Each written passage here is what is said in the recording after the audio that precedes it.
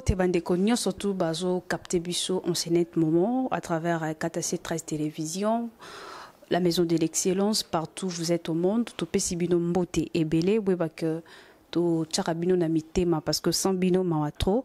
Alors le quoi tozara na service ya bino pour na la bino musala pour na la bino ba information pour na la bino bat o bazara disponible pour na kopesa bino matali masolo ya mboka. Voilà pourquoi lelo na baki en tout cas il faut na kita esika maître Loulou Azali pour na to meka kosolola bino moko boye biso to meki kozonga sima ba masolo lekaki ebele to mona ki affaire mama mimi tambola ki réseaux sociaux mobimba. Alors lelo na sepela ki to kutana na moko ya bakambi mboka moko ya batu ya mibeko na kombo ya maître Loulou to meka kosolola na epe apesa biso pe ba idée na ye ba point de vue na ye par rapport ndenge depuis président Félix akoti na bokondi ya komona ndenge nini. Bonjour maître. Bonjour madame et puis bonjour na ba téléspectateurs to ba internautes na bino nyonso. Bonne santé. Santé par la grâce de Dieu. J'ai signalé aux gens que tu es maître Loulou na cabinet na mais ba tu peux rolinga penza ba yeba kombo na mobimba et pas na moko. Oui, ngai maître Doulimuntu Loulou. Voilà, na ba ntimba benga mingi lima donc pour na Loulou. Voilà, naza leader d'opinion, naza secrétaire national de la jeunesse responsable, aussi naza enseignant. Voilà, n'empêchera ndamboana. Merci beaucoup, maître Loulou. Nga bengo maître Loulou parce qu'on est dans moi maîtrise.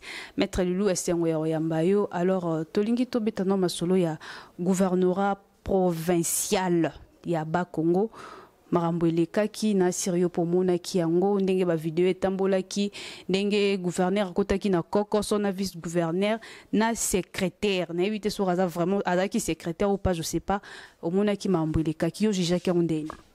Bon, au départ, ils allaient sonner, comme on a bilili na télévision, comme on a appelé les réseaux sociaux. Batouaye bati na réseaux sociaux. Réseaux sociaux, ils allaient réseau d'abord, babinga réseaux sociaux, c'est-à-dire communication sociale. Tout ce qui est social, c'est qu'ils allaient toucher na portefeuille à bas pauvres. C'est-à-dire les lots yokobenga na poto de la problème.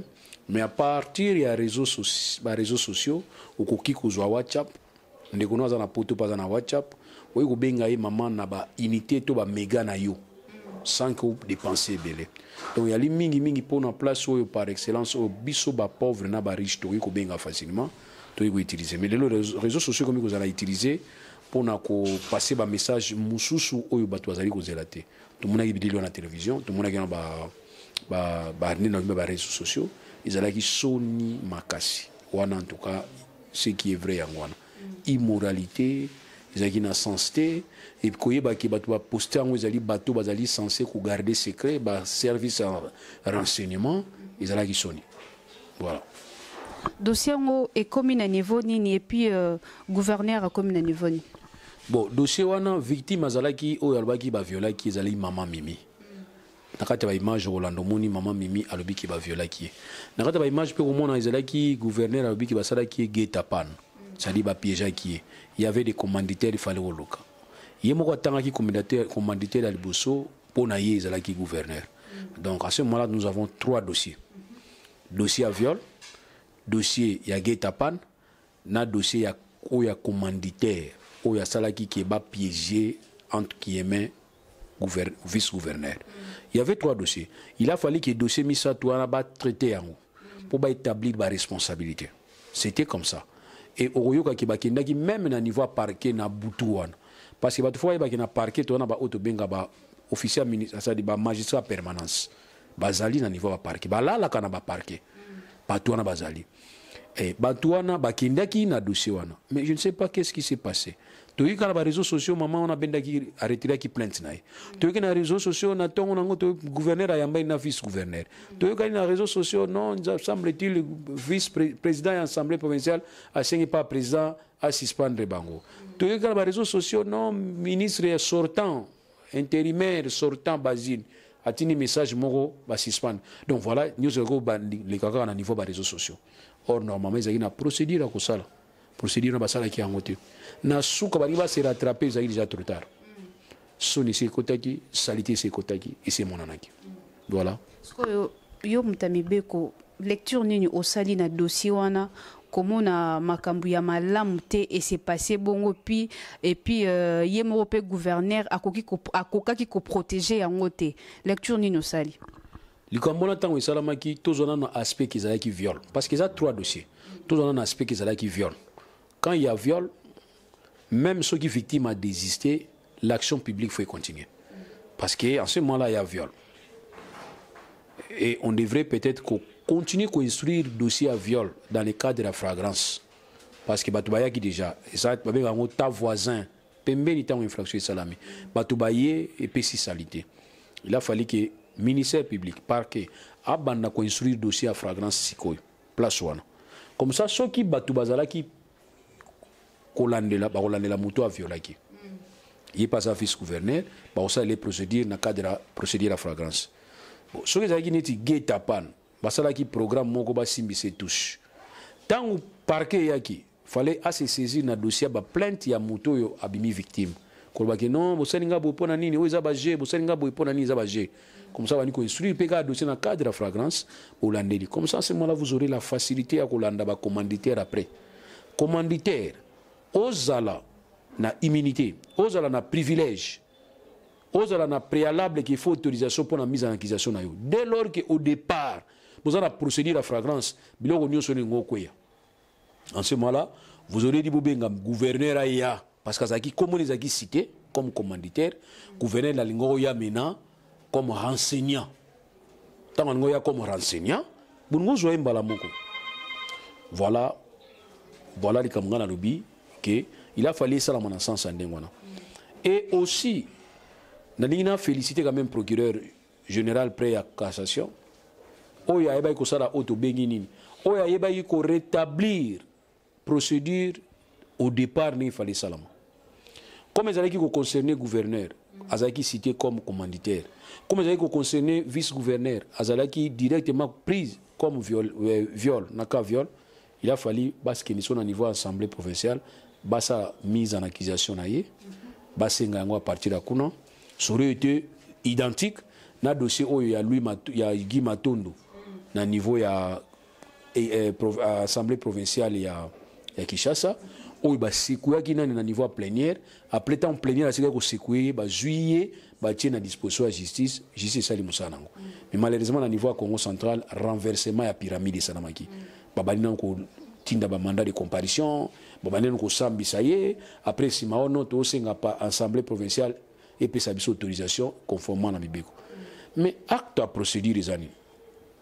tant on s'obtient un mandat de comparution c'est ça l'accusation il faut que le gouverneur il faut d'abord mise en accusation et il y a assemblée plénière et puis sa autorisation majorité absolue tout ça vous allez le faire après mais vous avez na Kinshasa pour vous entendre vous avez na Kinshasa un mandat de comparution madame mise en accusation pour l'ingénieur na niveau assemblée provinciale ils allaient sur na tinate parce que vous avez déjà fait ce que vous devrez faire avant. Vous l'avez déjà après. Vous l'avez déjà fait. Alors, il y a un tobaï que moi, bah, erreur à Mike Zalaki, il y a un moni dossier, on a pu ça moi salité à Mouki et puis si ma respect ma casse à cadre de la procédure. Voilà, merci beaucoup. Toujours continuer à mettre Loulou.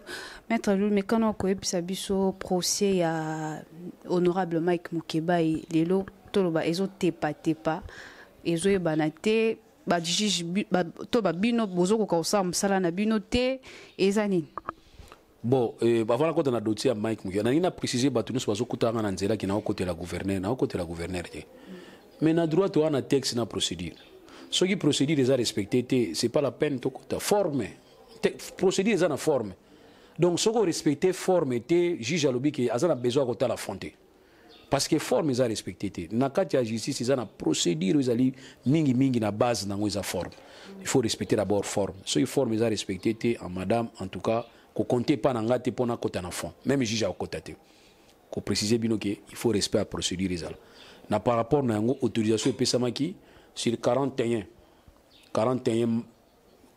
membres 41 députés provinciaux ils allaient constituer assemblée provinciale Bao Bazalaki présent Bazalaki 40.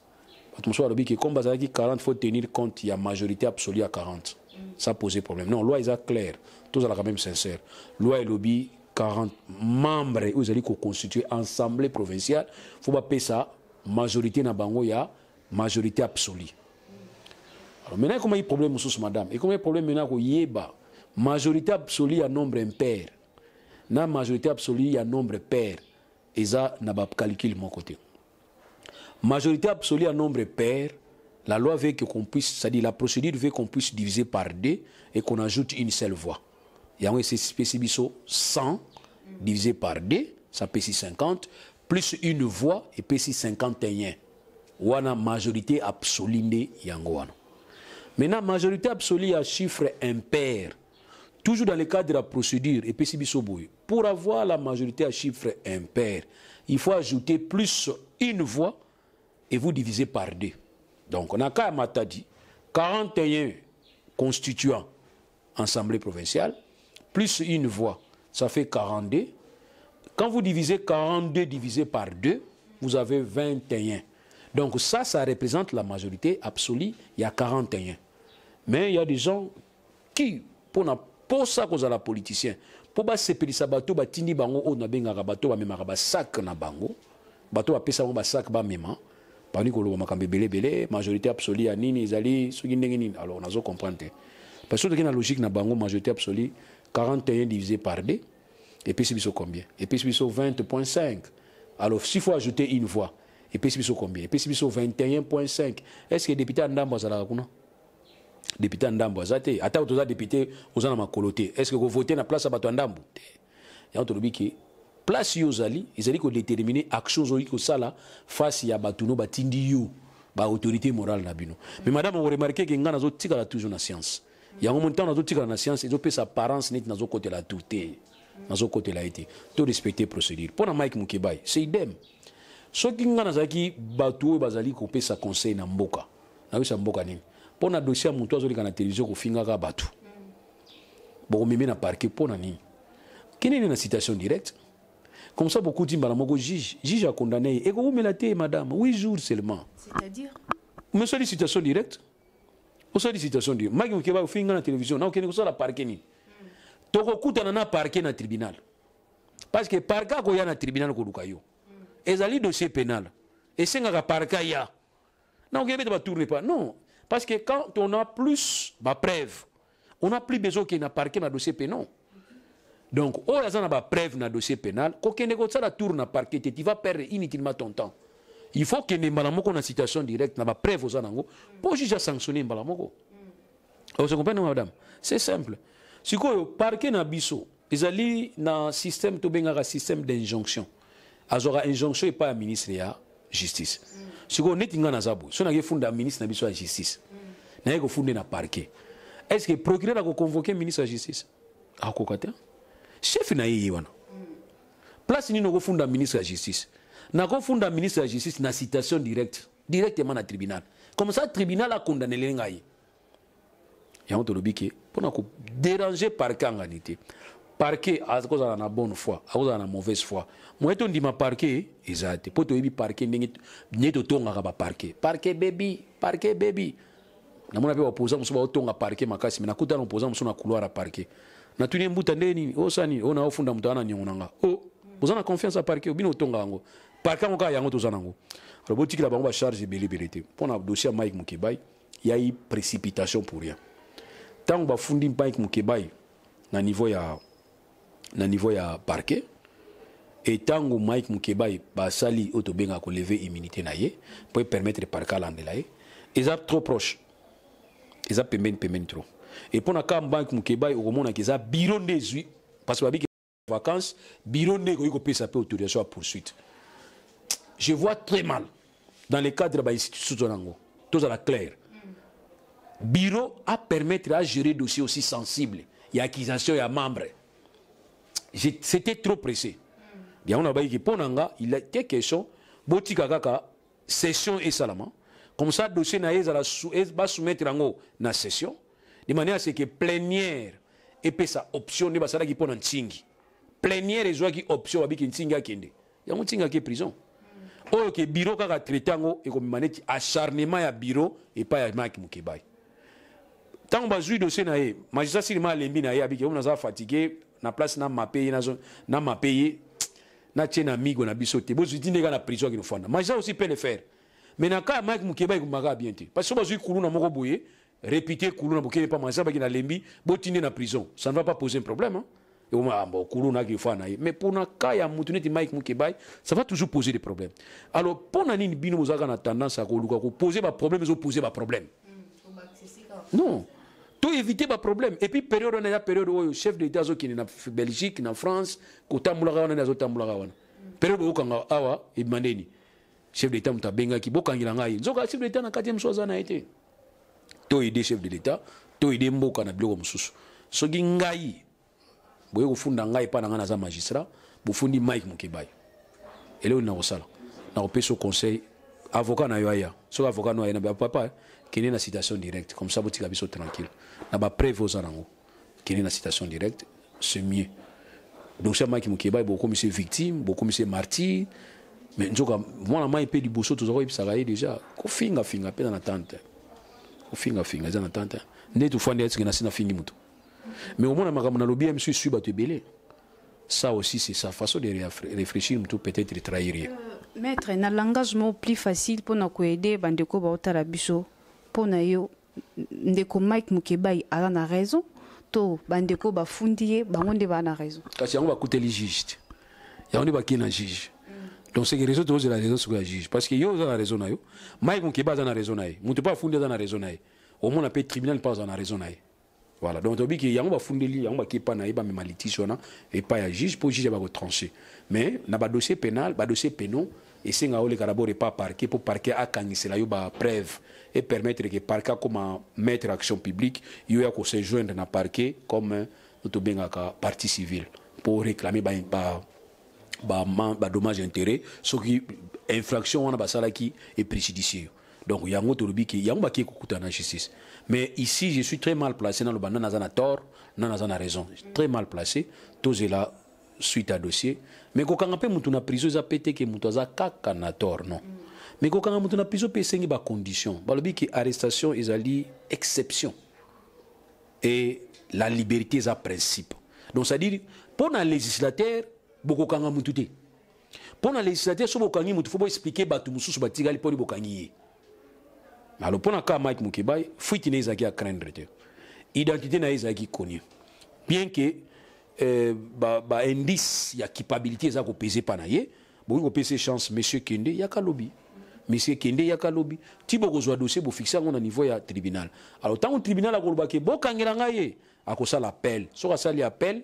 et ko permettre un appel na ya Kende na auto bengi double de degré de juridiction a matina double de degré so ki double de degré peut condamner ye a qui ko sala pouvoir à cassation na ye so ka sali pouvoir na ya cassation et ko permettre ya zela et na niveau pouvoir à cassation kuna personne va condamner c'est fini et comme a qui ko appuyer peine na ye c'est ce que vous devrez faire pour na kaya Mike Mukeba comme ça peut ça impressionne pas batuté que acharnement mo pas Mike non alors bino bosala wana ndengo na te ayi ko funda plainte bo kuta na boyale mukamate boyi otiga ye akoti au moins la mai pas ba ya otiga ye soutien ba ya batu biri ba otiga ye batu ya kite lelo mona mai azaka ye mona na wele. Merci beaucoup. Nous tendons déjà vers la fin de cette émission. Maître Loulou, au moins il va voyager à Mokonzambo Kandengini, il y a ça qui voyage à France, et puis il y a ça qui voyage à Belgique, États-Unis, et puis pour nous citer, tout le monde moi mboka bokechu premier au ba diaspora ba ko benga le chouchou de la diaspora ndenge arretira qui drapeau ya République démocratique du Congo alobi désormais tozonga na République d'Isaïr pona yo moto mibeko osmoni ndenge ni ça no mo lecture bon na banana pona mon président va voyager à président au moni RDC zaki très effacé RDC zaki difficile na mboka msusu zali ki ba mboka msusu hymne national à Congo Brazzaville za obeta na place à hymne national na biso ba mboka msusu donc yango à un certain moment tant au chef d'état il fallait y avoir une vision ya ko faire vendre image en mboka ko pousser ba investisseurs baya mais à moins que ba délégation de pays à liberté dépenses à makasité mais ceux qui ba dépenses ils ont manqué par rapport à ndenge ba retomber zali c'est pas un problème et c'est normal qu'il y a qui nous ça makamazo sala wana attention abika sali 3 semaines le chef d'état peut faire 1 mois même 2 mois, même 3 mois. Et ils ont un impact mon côté dans le système. Parce que dans le niveau système, nous avons un dualiste à la tête, il y a exécutif. Donc nous avons le chef de l'État, nous avons le Premier ministre. Si le chef de l'État n'est pas là, c'est le Premier ministre qui a aussi mis intérim T. Mais c'est le chef de l'État qui a tenu le conseil des ministres. Et on moni Mukamba, vieux Mukamba, Tata, Adosala, 3 fois déjà, c'est vrai, Sylvestre, a sali 3 fois, 4 fois déjà au conseil des ministres. Donc on a un système où il prévoit, le chef de l'État peut être absent, le gouvernement est au Salam. Et c'est ainsi, tous les ministres, ils sont collaborateurs à chef de l'État. Ils travaillent dans le cadre du conseil des ministres. Donc, ils ont vraiment un problème. À moins que ceux qui sont chef de l'État, ils ont un bébé, ils ont un bébé, qui est un bébé, ils ont mis la soute pendant 3 semaines, et en peut-être faut silika, ils ont un problème. C'est normal, mon toi silika. Mais quand le chef de l'État, papa a un bébé, il a donc, voilà. Par rapport au comportement de Bokechu, je voudrais bien rappeler Batumingi. Bokechu bozomona awa akomi Bokechu grâce à Batu mususu lelo bazana pouvoir. Na yete aspect na bozozo ngote pani. Ngana zozo mingi pe aspect wana. Tango miso de robisa bino ke boke baye. Batu bozo tindika ka boye. Ils ont dirait dragon ya bébé ozo pesa miliki. Tango ozo pesa miliki nengo na zo kolaka lobi akotika komela miliki osenga makila. Soka luki makila monita ko zo makila oya yo. Kasi to komi na niveau yo. Parce que quelque part totika ki Bokechu asala oya asala ki kala trop. Ko beta batu parce que vous partagez biso zo bango c'est pas bien. Botika biloko tiara moi la combien de fois beta ba lozaps. Félix Wazé quoi. Confirme midi ko kima mbango combien de fois. To botika biloko oyo za malamu te. Et moi je me rappelle ma émission mususu na tonaki bongo soki bino lelo bo pouza ba komi lelo yo na président. Bo komi na régime bo sala nini. Kango ya moto yeli. Alors oyo ezala mabe ekotikalaka mabe ponanga donc mabe oyo ezalaki kala ponanga lelo ezalaka mabe na changera te pona changer position te na ko changer position mais jamais na ko changer ndenge omonela mabe acte wana na CP na ngote eza acte malamu te ko panza ko pasola drapeau eza drapeau ya IDPS drapeau eza drapeau ya Félix Tshisekedi papa Félix Tshisekedi. Hein, le père, il Nathan Wazaïr à Tumbara pe drapeau, ils qui paye normal. Pour Nani Nathan Wabokechu, contradiction. En tout cas, c'est une information puisque on a eu qu'à dire. Éviter que papa Tumbara pe drapeau, vraiment honnêtement, et ça information peut-être pour Pessinga. Naga 22 ngunzanda Tumbara mbongo, ils ont na sosa. 20 ngunzanda Tumbara mbongo na sosa. Mais pour n'avoir Tshisekedi à Tumbara drapeau. En tout cas, vraiment, nako sa vraiment na yebité. Mais quand tumba drapeau, ils ont neti drapeau za drapeau na biso Congo. Drapeau za drapeau opposition, za drapeau régime, za drapeau ya biso. Donc les nako la tango na nzoto pona la sakena za congolais. Et tant on la tango na nzoto na la tango pona félicité. Félix rien à voir. Peut-être que le drapeau a IDPS. Ou pasoli yango na tindi binoté. Et au pesa bato IDPS ndekanda. Mais au pesa nation mbakanda te pesa drapeau ya parti na bango. Donc, il y a un drapeau présenté. Et quand on drapeau, on dirait licencié mon robot. A Luki Moussala, a passé le diplôme. N'est mon autumba drapeau. Et ça lit infraction. Mais tu dis, bino o bino monaki ma belle, malamu lobby contre le régime. O batu amona ma BP, ba amona malamu le contre bino, ou accepter. Celle c'est ba bien au la marche. Hein, les qui sont les 19. Celle c'est au la marche les 19. Celle-ci est la marche le 19. La marche à celle-ci, quand la Toyoka qui 50%, ils ont une dame pour celle-ci, 50% ils ont une dame pour IDPS. Vous avez un maman. Mais les gens qui ont IDPS, celle-ci ont provoqué un point de la marche. Est-ce que ça a un sens? Vous savez qu'il y a une marche, il y a 50%. Les lobbies ont commis un niveau régime. On va continuer à la marche. Vous avez un normal. Tu as 50%. Bino bosili qui n'a eu de kabo ya lobby et comme provocation. Ba ko provoquer au moins qui pas si au bozo sala baninga lobby. Ya ngone zongeli bino lelo. Donc makambo Bokechu, makambo FCLC marche, makambo ya Fayulu. Non mon nga textuellement makambo ide pesa sala Kabila. Kabila tu webisa ki tata na ye wana te. Imaginez Kabila ba webisa ki mama o bomona mama wana ba webisa ki ko mama na mama Kabila te.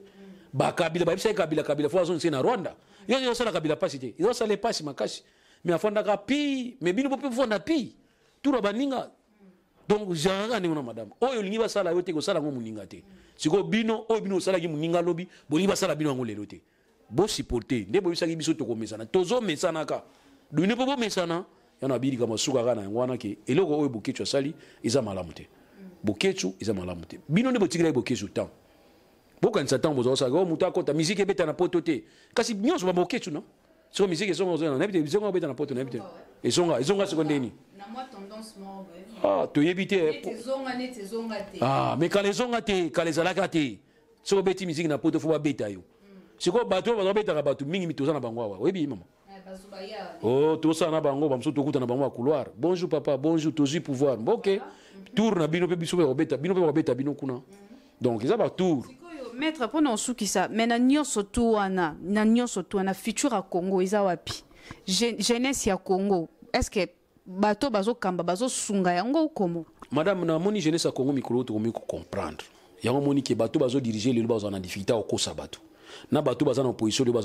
baza na difficulté ko induire bato na baerreur et vous assurer nazo marcher na bitina nazo marcher nazo ndima na bitina nazo ndima so pour kosi na kosi j'étais très content en Italie chef d'état lobby que ce qui a dérapé a saigné pas ya congolais nyonso oya Monica za vraiment en facilité aux zones nzela maman ya moto salaka mais avec des risques ya ko finga ma pona biga émission na bino na net ba ko finga nga na ndenge moko naza déjà ko mesana ngai mère na biso akufa mais amona pasi poni parce que ndenge chef d'état sengi to salelaka ye soki ya dérapé so to lobika ndenge wana ko muta fayulu donc na za boso na chef d'état boye salaki malamu te muta fayulu Pangistan ba dérapage ça par rapport à rétro commission fallait pas lo babongo lo bien on déjà ba dérapage mais azo communiquer recadrer déjà ah voilà tout cas là on wana na barata ngote tango to babiki o rétro commission na makamususu na biso que non ils anti valeur autant on m'a ko fouiner na ba fia bato na bi tata na bino wazali leader na nga politiquement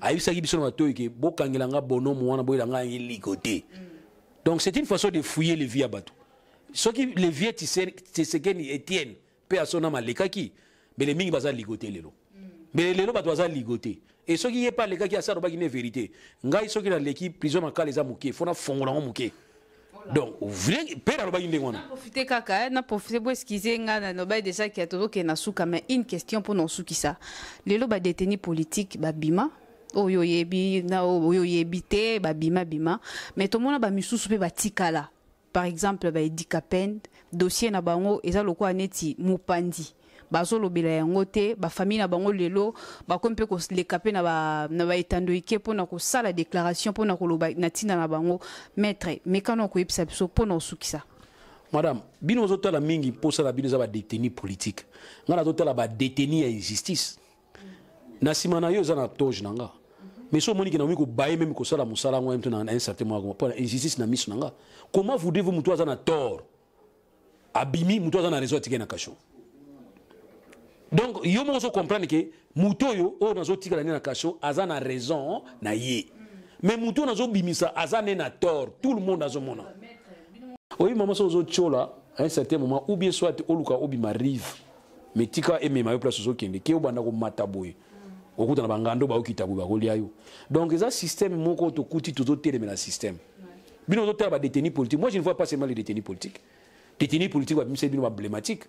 Mais ba détenu on obenga ba détenu injustice, il y a des gens au le bazo groupe droit na bango lupangu ya tata na bango mi ba teka bango lupangu pa muta yebana te ba bwaka biloko bango libanda madame bino bango bino taka ba détenu te ngana tala kanyo soana to naza contre injustice tolingi basa la réforme de justice na biso tolingi ba dossier na biso nyonso eleka pour permettre à ce que muta na raison muta na tort mais na mboka na biso même témoin ba okanga yo victime ba kangi yo donc bon na biso za ndengona yo biki non moi ba inversion de valeur wana et on te rétablir toujours isango donc voilà comme na ko par rapport ba détenu bino lo ami ba détenu nga je parle plus ba injustice ezali so ke na makala okuta batu belé bazana makala kuna ayibite ni pourquoi ça kuna otune miso sana na yeba rateti lelo ba miso na ba dossier te il y a des gens qui bazana makala dossier zaté dossier bunga pani mutu moko ayibisa kina olakisa yo alakisi peye ke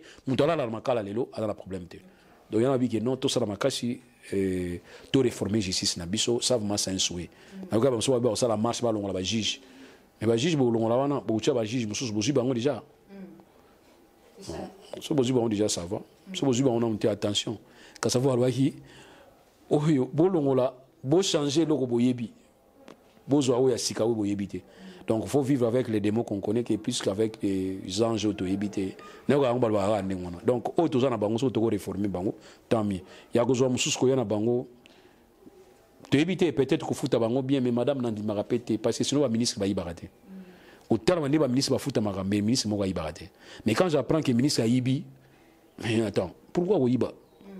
Essence ba pesio, chauffeur ba pesio, chef de poste ba pesio, ndako fele, nyon sozana ngo fele. Mais oui, on comprend qu'ils ont esprit mabé, ils ont des démons à posséder. Merci beaucoup. Merci Maître Loulou. Merci Nabande Konyo, surtout aujourd'hui de Bakou. Merci na Bob. Merci na Dosta, journaliste résistant. Merci Nabande Konyo, surtout aujourd'hui vraiment les Bakou Yolanda Bicho à travers cette émission. Nous vous aimons beaucoup, mais bon continuez à partager l'émission. Qu'on s'abonne massivement à la chaîne Nabino Katase 13 télévision pour nalelo ceux qui nous ont nous azongité tokutana lisusu toroyamba lisusu mettre lulupo masolo eza ebele alobi injustice na mboka eza makasi donc photo l'été pour tokotisa justice c'est que masolo eza ebele na mettre lulu toroyamba prochainement pour na solo là pour nalelo merci beaucoup bye.